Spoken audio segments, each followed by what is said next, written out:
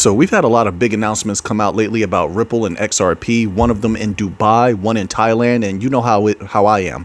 After that occurs, I typically like to do a little bit of digging and find out more information. Okay, so we're going to go over that today. Then we have a little bit of Cardano information here. We have a little bit of Solana. Yes, go Solana. Some big Solana information coming out here. So we'll get to those chapters a little bit later. But now, so after they spoke about, XRP getting the green light pretty much in Dubai. Oh, that's huge. That is so huge. I started to ask myself, I said, wait a minute. How many banks are in Dubai? Not that it matters, but what really matters more to me is the massive amounts of value that not only move throughout Dubai in the United Arab Emirates, but that can be accessed. Listen, with DLT systems, there's so much more value that can be unlocked. And a lot of these regions are primed to expand rapidly. Oh, yeah, that's another thing. We'll get to a little bit of Thailand information because you remember they had that announcement right before the Dubai announcement about Thailand. And let me get a little bit of information on them as well. But anyway, so I asked myself, I said, well, let's do a search and find out how many banks are in Dubai, just as a starting point. So this is what it says. This is from genzone.co. Best banks in Dubai, it says here. In addition to the rapidly expanding banks, keep that in mind. I told you, keep that in mind. There's a rapid change going on in the world. Pardon me, I had a little air in my chest. There's a rapid change going on in the world right now where if business is being done right and you're in a growing region, there's a lot of ground to be gained, and Dubai is taking advantage. But anyway, it says here, in addition to the rapidly expanding banks, which means their value is increasing as if they're rapidly expanding, I would assume. It says the country hosts 23 domestic banks, 23, and 28 foreign banks. Now, wait a minute. Because I know what you're thinking. So a lot of people would think, well, that's not a lot of banks. Remember, it's not just the number of banks. It's the value that moves through them and who. Here's the key. Who is utilizing these banks majorly? That is the interesting part. Now, let's go here to this a little bit of information. By the way, if you like this kind of information, please smash that like button. I would greatly appreciate it. You know I will. Let's go here. And this is why I really tip my hat to Ripple. They're very, very strategic about when they're announcing these things and or at least when they're positioning it to be announced and where they're going. This is from the economictimes.com, and it says Dubai and the UAE, a global wealth nexus. Then it continues on with this little tidbit here. It says the city is home to, listen to this, the city is home to over 68,000 millionaires. 68,000. I don't think people understand how big things are going to get. This is one place. Look at all of the different places that XRP is. You don't have to. This is how I express myself. It's home to over 68,000 millionaires, over 200 centimillionaires. Oh, wow. 200 centimillionaires. That means they have a net worth of over $100 million. So when we're talking banks in Dubai, when we're talking activity in Dubai, we're talking major activity. I'm going to say something else. Let me sprinkle a little bit on top. Over the past few years, especially in that last bull run, listen, a lot of millionaires were made. A lot. In that last bull run, 2021 bull run made a lot of millionaires. And guess what? Guess what a lot of people were telling me? Facts. All right. These are facts. I'll say like this to be obtuse. As soon as certain things happen, people said, we're going to Dubai. And they've been in Dubai ever since. So what that tells me, and I've even heard this verbiage in correlation with the bull run that's coming up. When that explosion happens, there's people that say, hey, Mick, as soon as this happens, I'm going to Dubai. And there's a lot of reasons why people find Dubai a good place for them, for lack of a better word. My apologies for, lack of a more eloquent way to put that. But what that tells me, why that's important, this is why that's important, that information. It tells me that's only going to increase. So the value that's going into Dubai and the value that's coming out of Dubai, of course, that's going to be in flux, but that's nothing major in my humble opinion. But it means it's going to theoretically increase. Now, that's what I'm interested in. Dramatic or, I'll say dramatic increase over time. 100% I'm looking at, I can't get around it.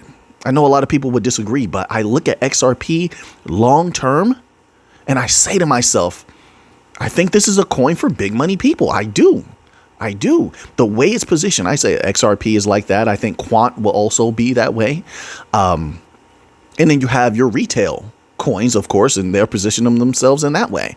We'll see how all of this shakes out. No guarantees, of course, not financial advice. But I think XRP in the end becomes a big money person's coin. I do. I think the banks use it mostly in the future. I think big money people use it mostly in the future.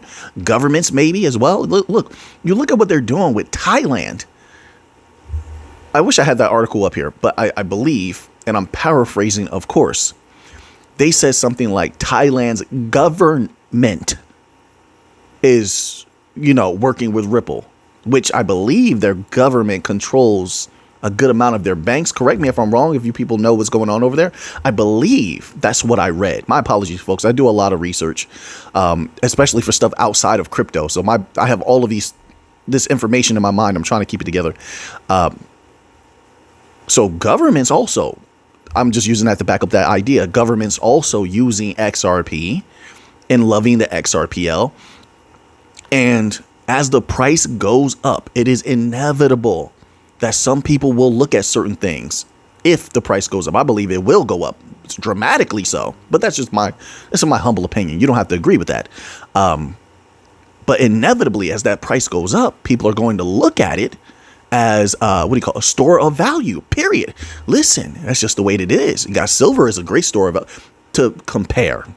to draw a comparison. This is how I look at it. I'm heavy into commodities, so this always crosses my mind.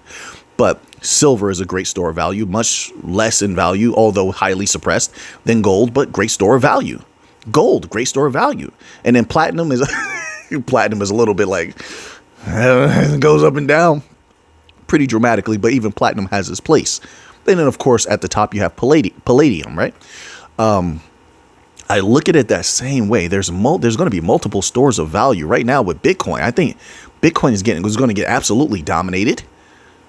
I do believe they're going to pump that price up very high. I think I could say this. Most people will never see an entire Bitcoin, especially not in the future time. And so as far that, I believe, will solidify it as a pure store of value. I think the selling at some point in the future, when it comes to Bitcoin, will make very little impact on the price. Sort of how I look at gold right now. Look at gold's price right now. Look where it was like 3-4 years ago. The selling when it comes to gold, the very, very little impact right now, in my humble opinion. If you look at where it came from, we're looking so good right now with gold. I think Bitcoin will be the same. You pump that up enough, and here's what supports that. The large banks, and I told people this 3 years ago, and you saw it come to pass. You saw it come to pass. I said the large banks will be taking over gold. We've been covering that for a long time. I said that they will be stepping in, and the financial institutions will be taking over the large cryptos. Go back and watch those videos. The proof is there. I said that if you want to survive in the future as a utility coin company, you'd have to become a bank coin. Remember, I said that multiple times. Now you see it happening. Okay. Ones today that could be considered bank coins were not bank coins back then. All right. I believe the same thing happens with Bitcoin. And don't worry, I'm getting back. That leads me to my next thought with XRP. I'm giving you as much as I can right now. So listen, if you like these thoughts, smash the like button once again. I'm just asking. And I'm not too pride-filled to ask, right? I'm very humble. But once Bitcoin becomes a pure store of value and there's not as much capital to be made, isn't it logical for the big money people to move on to something else? Because they're going to want to continue to make capital. And I think that one of those things could be XRP. I think Solana is in the conversation. We'll get to an article about that in a moment. But let me move on to this next piece here, okay? Because I get a little excited, and then I have so many thoughts on like one or two articles.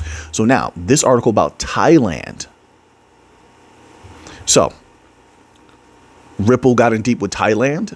XRP may be deep rooted in Thailand at some point in the near future.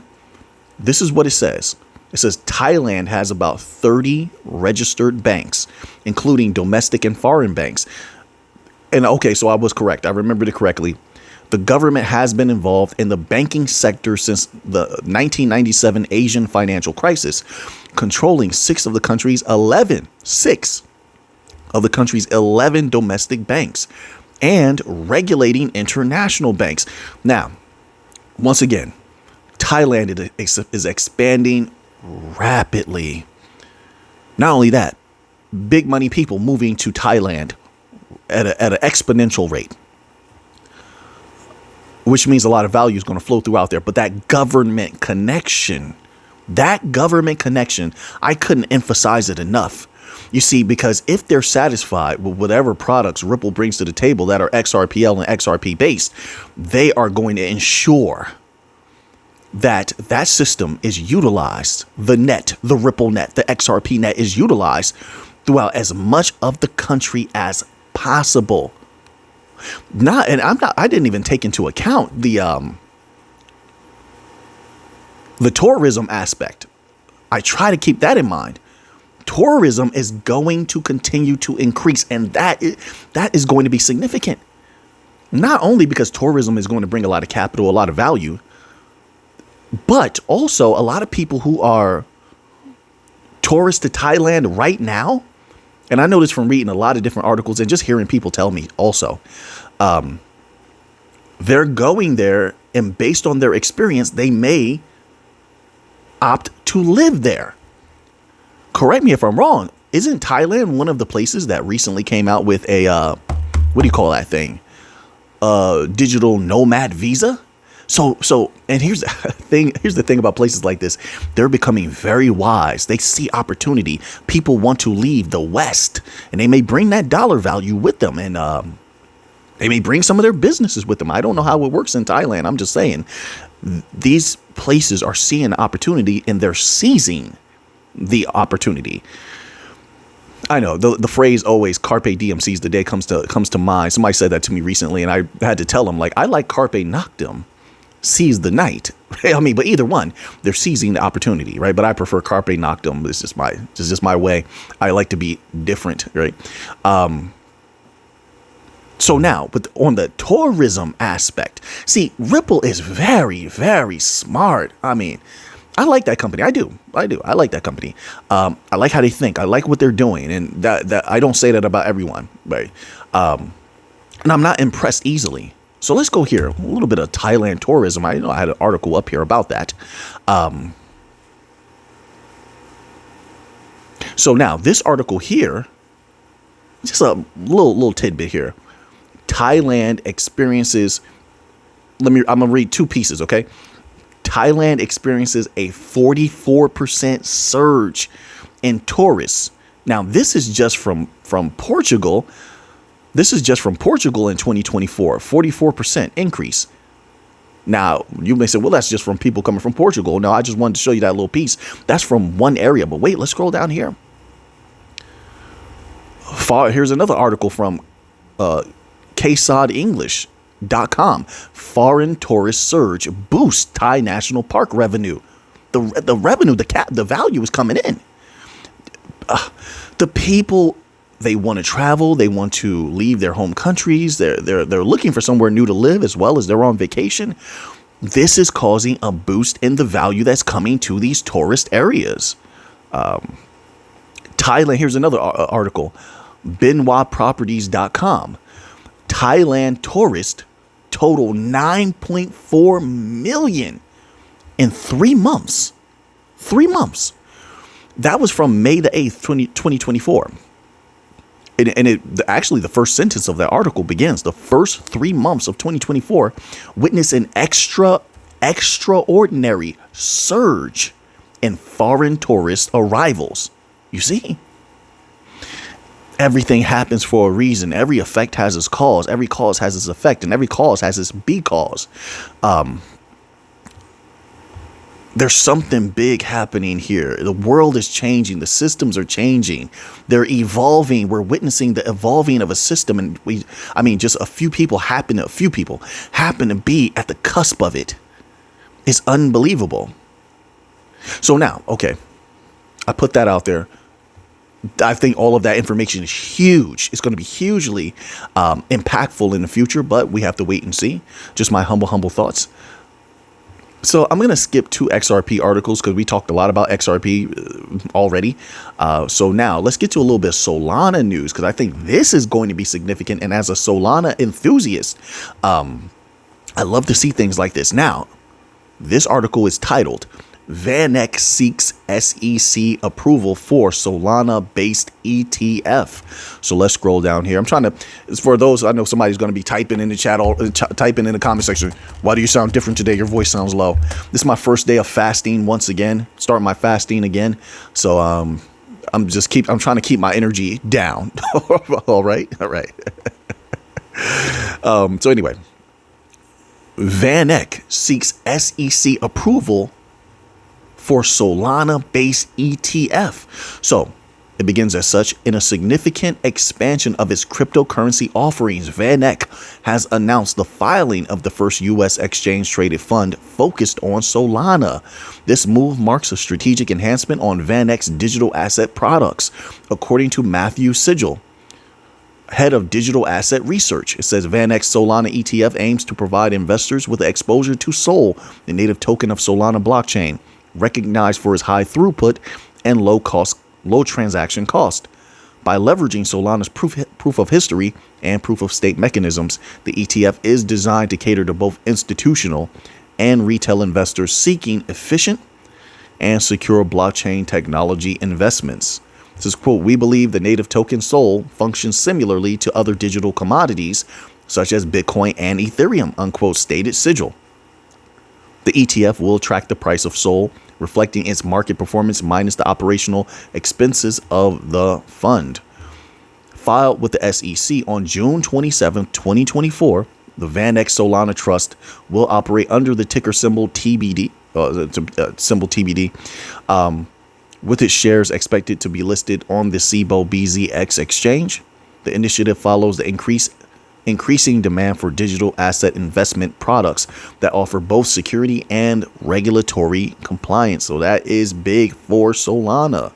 All right. So now let's see what else we have here. Oh, Algorand. Let's get a little bit of Algorand in. We haven't covered Algorand in quite some time.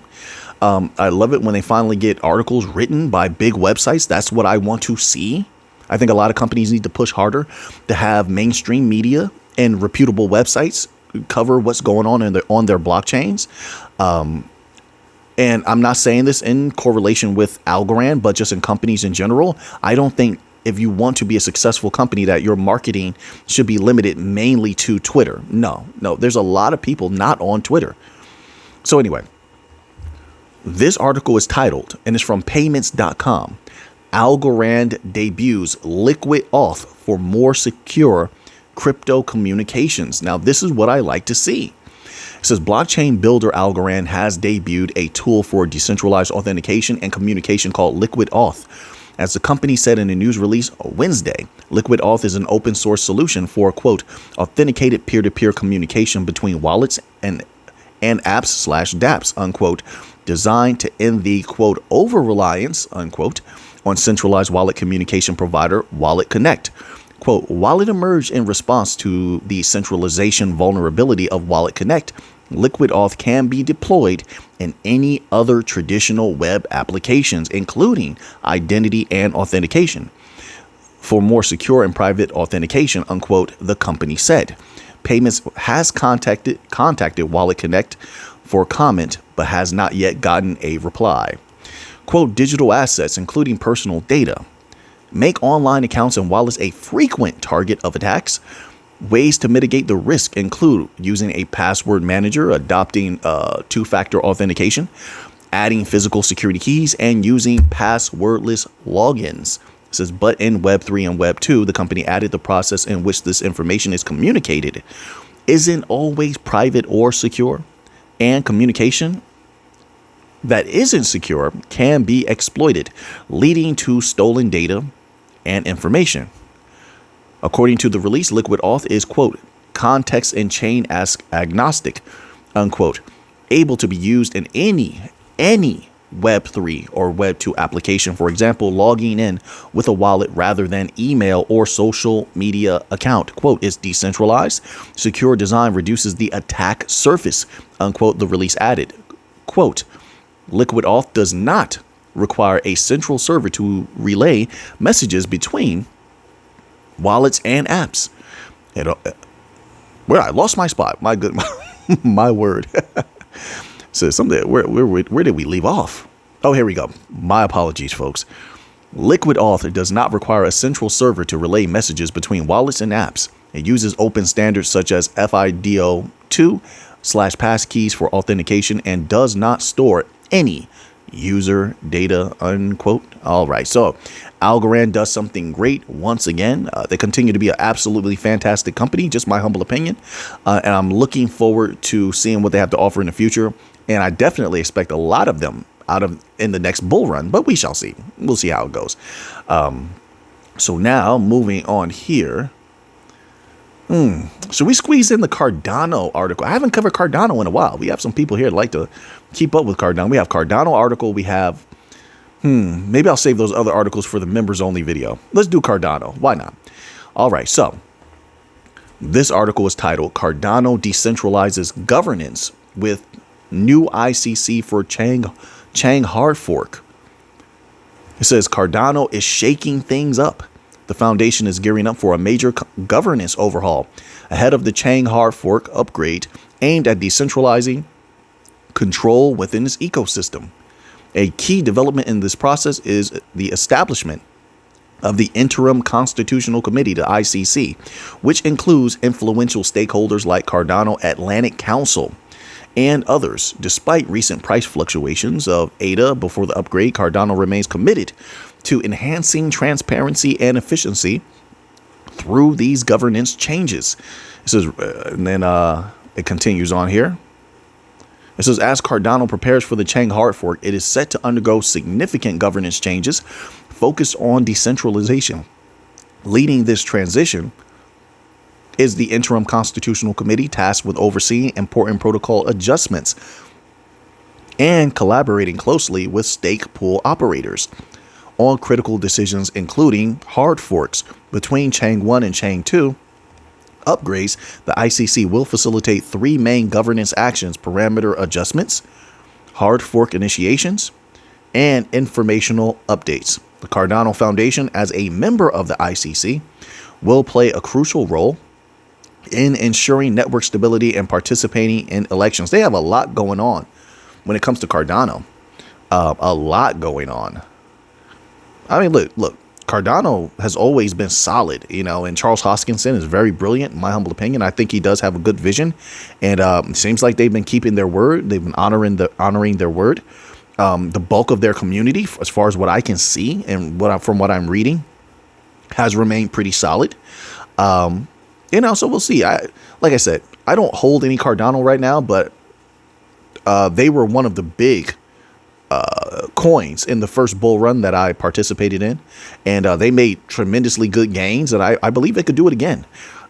Like I said, they're solid all around. They've made improvements. Things have only gotten better. They have some more names they drop here. Notable figures such as, these are people, I guess, that are part of the ICC. Cardano Atlantic Council, we heard. Eastern Cardano Council, we didn't hear that.